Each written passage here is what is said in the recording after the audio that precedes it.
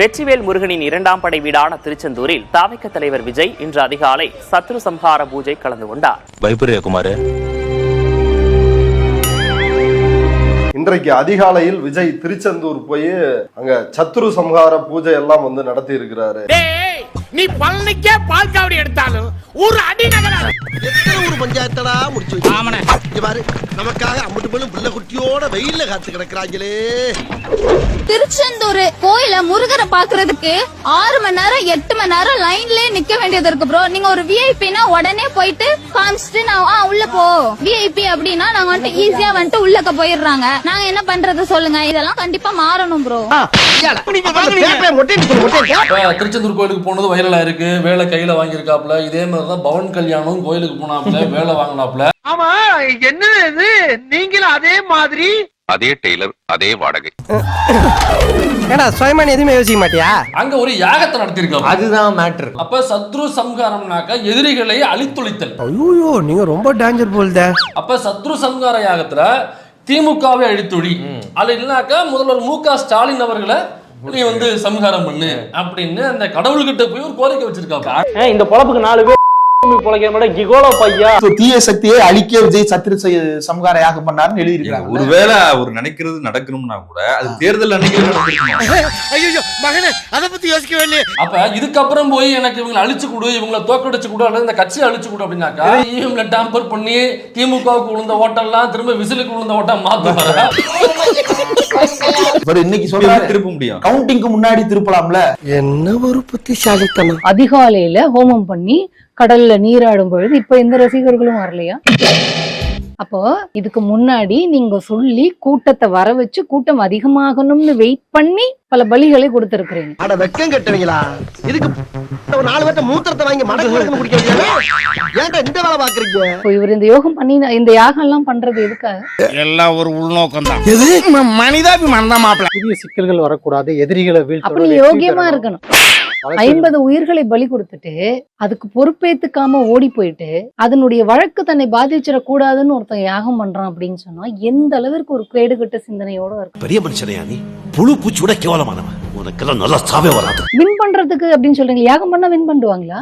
அப்போஸ் தேர்தலில் மக்களை போய் பார்க்கணும், நம்பிக்கையை சம்பாதிக்கணும், வாக்கு கேட்கணும், உழைக்கணும். சும்மா இருக்கனே, உழைச்சா உங்களுக்கு வேர்க்கும். அதான் ஆகாதே. ஆமாப்பா, எனக்கு வேர்வை ஒத்துக்கிறாரா? யாருமே எதுக்கும் உழைக்கவே வேண்டாமா? எதுல வெற்றி பெறனாலும் யாகம் பண்ணிட்டு உட்காந்துக்கலாமா? எப்ப நீ ஃப்ராட் பண்ணி ஜெயிச்சிடலாம் நினைச்சியோ அப்பவே நீ தோத்துட்டடா. தம்மா துண்டு பிளேடு மேல நீ வச்ச நம்பிக்கைய ஓம் மேல வை. இதோட நிக்கலங்க, நாளைக்கு சீரடி போறாரு. தமிழக வெற்றி கழக தலைவர் விஜய் திடீரென ஆன்மீக சுற்றுப்பயணம் மேற்கொண்டு வருகிறார். பயம் எப்படிலாம் வேலை செய்து பாத்தியா பையா? நேற்றைய தினம் தூத்துக்குடிக்கு ஆன்மீக பயணமாக முருகர் கோயிலுக்கு சென்று வழிபட்ட அவர் தற்பொழுது சீரடி சாய்பாபா கோவிலில் அவர் தரிசனம் மேற்கொண்டு வரக்கூடிய அந்த காட்சிகளை பார்க்க முடிகிறது. ஏன்டா இப்படி மூட நம்பிக்கையில மூழ்கி கிடக்கிறேன்? மக்களை நம்பி தேர்தல்ல நின்னு வெற்றி பெற வேண்டிய ஒருத்தர் கடவுளை நம்பி கோயில்ல போய் தரிசனம் பண்ணிட்டு நிக்கிறாரு அப்படின்னா அப்ப மக்கள் ஆதரவு உங்களுக்கு இல்லையா? அப்படி பச்சையா சொல்ல முடியாது, ஒரு யூகமா சொல்லலாம். இதுக்கு என்ன என்னுடைய எதிரிகள் ஒழியணும்? இதெல்லாம் என்ன ஒரு பைத்தியக்காரத்தனம் சார்? என்னை சுத்தி என்னுடைய ரசிகர்களே வந்தாலும் பரவாயில்ல அடிச்சு துரத்துங்க அப்படின்னு லெட்டர் கொடுத்தவர் தானே விஜய். நீ எல்லாம் ஒரு செக்ரட்டரி, இவனையே நீங்க நம்பிட்டு இருக்கீங்க. சைக்கிள்ல போறாரு, அவருடைய ரசிகர்கள் முன்னாடி பூத்து ஊனோடனே பயந்துட்டு சைக்கிளை போட்டு குடுகுடுன்னு ஓடி போய் வண்டியில ஏறிக்கிறாரு. அப்ப இவர் எதிரியா யார பாக்குறாரு? அவங்க எல்லாரும் ஃபூல் பண்ணிட்டு இருக்கா, நீங்க எல்லாம் அவனை கூல் பண்றீங்களா? என்ன ரொம்ப தற்கூரித்தனமா பேசிட்டு இருக்காங்க. நீங்க சொன்ன மாதிரி அவர் பதவி ஏத்தன முன் வரிசையில இவர் கொடுப்பாங்க. ஏண்டா கனவா இருந்தாலும் ஒரு நியாயம். விஜய் முதலமைச்சரான பெண்கள் பாதுகாப்பு கொடுப்பாங்க. எப்படி பாதுகாப்பு கொடுப்பாரு? நானே எத்தனையோ பேரை பாத்துருக்கேன்டா. ஆனா உன்ன மாதிரி வெறும் வாயில வட சொல்ல நான் பாத்துலடா. எங்க அப்பா விஜய் வந்தாரு முதலமைச்சர் ஆயிட்டாருன்னா பாதுகாப்பு கொடுத்துருவாரு பெண்களுக்கு அப்படின்னு நீ சொல்ற. ஆமா இல்ல அதுக்கு என்னப்பா? எங்க அண்ணன் விஜய் காசு இருக்குது, யார் யாரோ என்னவோ வச்சுக்கிறாங்க, அவரும் வச்சுக்கிறாரு, இதுல என்ன இருக்குன்னு கேக்குறீங்களே. அப்போ அதே போன்ற ஒரு விருப்பத்தை அப்படி பேசக்கூடிய ஒரு பெண்ணிடம் ஒரு ஆண் சொல்றான்னா அந்த பொண்ணுங்க அமைதியா கேட்டுப்பாங்களா? அறிவே இல்லாம பேசுறாங்க சார். விஜயினுடைய கட்சியில் இருக்கக்கூடியவர்களுக்கு அடிப்படையாக எப்படி ஓட்டு போடணும்னு தெரியல சார். சொல், என்னை ஏன் ஓட்டு போட அனுமதிக்கவில்லை?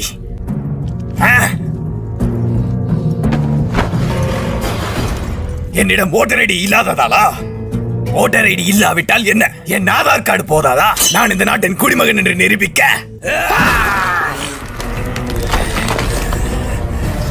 தங்களை ஓட்டு போட விடாதது ஓட்டர் ஐடி இல்லாததால் இல்லை பிரபு, தங்களுக்கு 18 வயதே ஆகவில்லை என்பதா? கேஸ் சிலிண்டர் விலை உசந்துருச்சு, அதுக்கு காரணம் சீஃப் மினிஸ்டர் ஸ்டாலின் அப்படின்னு சொல்றாங்க. உங்க 2 பேருக்கு உண்மையிலேயே அறிவில்லையா இல்ல அறிவில்லாத மாதிரி நடிச்சு எனக்கு அல்வா கொடுக்குறீங்களா? ஈரானுக்கும் அமெரிக்கா இஸ்ரேலுக்கும் இடையே போர் நடக்குது, அது எரிபொருள் தட்டுப்பாடு நடக்குது, இதெல்லாம் சீஃப் மினிஸ்டர் பாத்துருக்க வேண்டாமான்னு கேக்குறாங்க. எவ்வளவு முட்டாள்தனமெல்லாம் நடந்துக்கிறாங்க. இதெல்லாம் இப்ப மட்டும் இல்ல, ஜென்மம் அப்ப இருந்தே இப்படித்தான். உன் கூட்டத்திற்கு வந்து இறந்தவர்கள் பலியானவர்களின் வீட்டுக்கு போய் உன்னால துக்கம் கேட்க முடியல. ஆனா நீ காலையில விடிகாலையில போய் ஒரு கோவில்ல போய் நீ யாகம் பண்ற அப்படின்னா நீ யார்? ஜெனரலா கேட்கல. உன்னை பார்க்க வந்து உன்னுடைய ரசிகர்கள் பலியானதுக்கு துக்கம் விசாரிக்க போக முடியாத நீ விடிகாலையில உன்னால ஒரு யாகம் பண்ண முடியும் அப்படின்னா நீ மனிதனாக நீ மனிதன் தானா? நீ எல்லாம் ஒரு மனுஷன். ஜோசியர்கள் சொல்லியிருப்பாங்க. எங்க ஜோசியம் உனக்கு அறிவில்லை? நீ பல பேரை பலி கொடுத்து நீ அதுல பலியாறல, எனக்கு பிரச்சனை கிடையாது. நீ சனாதன அடிமையாயிக்கோ இல்ல அவங்க காலை நக்கிக்கோ, அவங்க காலுக்கு பூஜை பண்ணிக்கோ, நீ என்ன வேணாலும் பண்ணிக்கோ. நீ எக்கேடும் கெட்டு நாசமா அழிஞ்சு போ. அதிகார வெறிக்காக எவ்வளவு வேணாலும் நீ மக்களை ஏமாத்தோ, எவ்வளவு வேணாலும் கீழே இறங்கி போவா. அதனாலதான் முட்டி போட்டு நடந்து போனது இப்ப யாகம் பண்றது. இப்படி சாமி வச்சம் போட்டு ஊரு ஏமாத்திரியே. ஏண்டா இந்த பொழப்புக்கு கௌரவமா பழுப்பு வைக்கலாம்லடா. இப்போ இந்த பரம்பூர் எல்லாம் வந்தபொழுது கூட பெண்கள் எப்படி எல்லாம் நசிங்கிருந்தாங்க, அந்த வீடியோ வந்துச்சு. தினம் விஜய் எப்ப பிரச்சாரத்துக்கு போனாலும் அது வண்டி பின்னாடியே வந்து ஆக்சிடென்ட் ஆகி விழுந்துட்டே தான் இருக்காங்க. இதுக்கு எதிராக விஜய் ஒரு வார்த்தை கூட பேசவே இல்லை. நான் கேட்காத மாதிரி இருக்கல, அதே மாதிரி நீயும் கேட்டு கேட்காத மாதிரி இருக்க. இந்த மாதிரி தன்னுடைய ரசிகர்கள் மேல நடக்கிற வன்முறைக்கு எதிராகவும் விஜய் எதுவும் பேசுறது இல்ல. விஜய் மாதிரியும் நிறைய பேர் சுத்துறது தன்னோட சுயமரியாதைக்கு ஆபத்து அப்படின்றது கூட தெரியாம இந்த மக்கள் கூட்டம் வந்து இருக்குது. உயிருக்கு அங்க பாதுகாப்பே இல்ல, உத்தரவாதமே இல்ல. இவங்களை நெறிப்படுத்த விஜய் எந்த விதமான முயற்சி எடுக்கிறது இல்ல. ஏன்னா விஜய் வந்து ஒரு சாடிஸ்ட். இப்ப விஜயனுடைய ரசிகர்கள் என்ன சொல்றாங்க, விஜய் வந்து முதலமைச்சர் ஆகலன்னா அங்க செத்து போயிடுவோம், குழந்தைய கொண்டு போடுவோம் அப்படிங்கிறாங்க. நீங்க எல்லாம் பைத்தியமாடா, நீங்க மெண்டலா? சத்தியம் பண்ணுங்க, சத்தியம் பண்ணு, நீங்க மெண்டலா? ஏனால இந்த தற்கொலைகள் இன்னும் என்ன மோசமாலாம் நடந்துக்க போகுது. ஏனால அவங்க தான் வருவாங்கன்னு ரொம்ப உறுதியா இருக்கிறாங்களா? அமைச்சர் பட்டியல் கூட வெளியே வந்து சார் முட்டா பயில சார், அவங்க எல்லாம் அறிவியட்ட பயில சார். இவங்க போற ஊசி போட்டு கொண்டு வரணும் அப்படின்னு ஊசி போட்டு கொண்டு கடல் வெளியே போட்டணும். இவங்க இந்த பூமிக்கு தேவையில்லாத எக்ஸ்ட்ரா. விஜய் ரொம்ப உறுதியா இருக்கிறாருல சார். பைத்தியக்காரன், எதுவுமே தெரியாத பைத்தியக்காரன் தைரியமா இருப்பான் சார். விஷயம் தெரிஞ்சு படிச்சு போன பையன் என்ன யோசிக்கும், இது வருமா அது வருமா, நம்ம கரெக்டா இப்படி அட்டன் பண்ணிடுவோமா அப்படின்லாம் யோசிக்கும். ஒண்ணுமே தெரியாதவன் முட்டா பையன் எப்படி இருப்பான்? ஜாலியா தான் வருவான் எக்ஸாமுக்கு. மக்களினுடைய கண்ணீருக்கும் அன்புக்கும் தகுதி இல்லாதவர்கள் விஜயும் விஜயனுடைய கூட்டமும். என் மனசுல இருக்கிறதெல்லாம் அப்படியே சொல்றான். மகராசி நல்லா இருக்கணும். விஜயனுடைய மனநிலை வந்து குழப்பமா இருக்கு அப்படின்னு எல்லாம் சொல்றீங்க. உண்மையாகவே விஜய் வந்து குழப்பவாதி தான். ஆமா, நீ லூசு நினைச்சா நான் லூசுடா லூசுடா லூசுடா. அவருக்கு எதுவும் தெரியாது.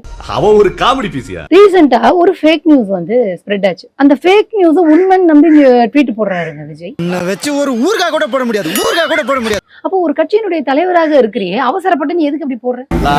அவசரம் பெருசா முளைக்கிறதுக்குள்ள பெருசா முளைச்சிடணும். மே 4 அவர் வெளிநாட்டுக்கு போறதா வந்து ஒரு நியூஸ் இருக்கு அப்படின்னு சொன்னா வாய்ப்பு இருக்கு. கரூரில் அத்தனை பேர் பலியான போது அந்த ஊரை விட்டு ஓடி வந்தவர் விஜய். இவனுங்க எல்லாம் போர் வீரர்கள். இப்ப மே 4 இந்த தற்கொலைங்க இன்னும் என்னென்னலாம் பண்ணுன்னு தெரியாது. அது தன் மீது பழி வந்துடக்கூடாது. ஓடி போனா மட்டும் உன் மேல பழி வராம இருக்குமா? சார், அந்த புளியந்தோப்புல செல்போன் திருட்டு போன கேஸ் ஒன்று பெண்டிங் இருக்கு, அதையும் உன் மேல எழுதிடுவேன். ஆளை பார்த்தா மாக்கா மாதிரி இருக்கா? Thanks sir. செல்போன் திருட்டு கேஸை மட்டும் எழுதலாங்கிற அந்த 60 சாயா கற்பழிப்பு கேஸ் இருக்குல்ல, ஆமா அதையும் எழுதல. மே 4 விஜயை நம்பி உளறி கொண்டிருக்கக்கூடிய தற்கொலைகள் எப்படிப்பட்ட ஒரு ஆபத்தான முடிவை எடுப்பார்கள்னு நம்மளுக்கு தெரியல. ஒருவேளை அவரு நேர்ல பாக்குற வாய்ப்பு கிடைச்சா என்ன பேசுவீங்க, என்ன பண்ணுவீங்க?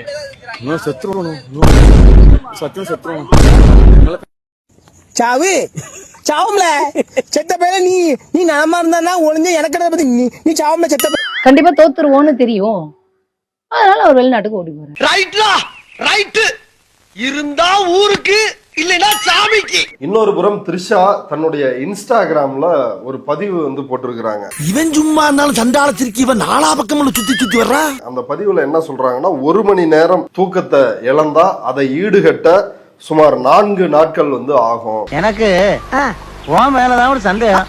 அப்படி என்றால் கணக்குப்படி நான் வந்து 2062 தான் வந்து நன்றாக உணர்வேன். இல்ல எவன்டா எடுத்தான்? இந்த பொண்ணோட எவன்டா எடுத்தான்? உங்க விஸ்வபாய் தான் திருடினாங்களாம். அவர்கிட்ட போய் கேட்க தில் இருக்கா? இந்த பதிவை எப்படி புரிஞ்சுக்கிறது? டிவிகேன்ற கட்சிக்கு தலைவர் யாருன்னு பாத்தீங்கன்னா, ஒரிஜினல் ஓனர் யாருன்னு பாத்தீங்கன்னா த்ரிஷா அவர்கள் தான். விஜய் ஒன்னும் பிரச்சனை கிடையாது. அவர் 6 மணிக்கு மேல ஆட்டோ ஓடாது, வருவாரு, சரக்கு போடுவார், தூங்கிடுவாரு. இவன் டம்மி தான் போட்டுருக்கு. இன்னொன்னு மே 4 இன்னும் ஒரு சிறப்பு இருக்கு. அன்னைக்கு பாத்தீங்கன்னா எங்க தலைவி த்ரிஷாவுக்கு வந்து அன்னைக்கு தான் வந்து பிறந்த நாள். இவர் ஏற்கனவே பாத்தீங்கன்னா திருஷா வீட்டு நாய்க்குட்டி அதோட பிறந்த நாளுக்கே பாத்தீங்கன்னா அவர் வீட்டுக்குள்ள போயிட்டு அந்த நாயை தூக்கி கொஞ்சறது அன்னைக்கு முழுக்க அந்த மாதிரி பயங்கரமான மூட்ல எங்க அண்ணன் வந்து இருப்பாரு. திருஷா நாய்க்கு பிறந்த நாளுக்கே அண்ணன் அவ்வளவு வந்து மூட்ல இருப்பாரு. நான் பாய்சன் கிடைச்சாலே பாயாசம் மாதிரி குடிப்பேன். பாயாசமே கிடைச்சிருக்கு, சும்மா விடுவேனா? நான் தன்னந்தனி ஆளு, நீ ஏழ நம்ம பாரு. கண்ணாலந்தா பண்ணிக்கின்னு சத்தம் போயும்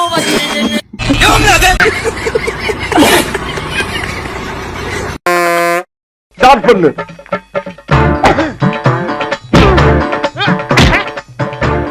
இங்கிட்டு வா. அப்படியா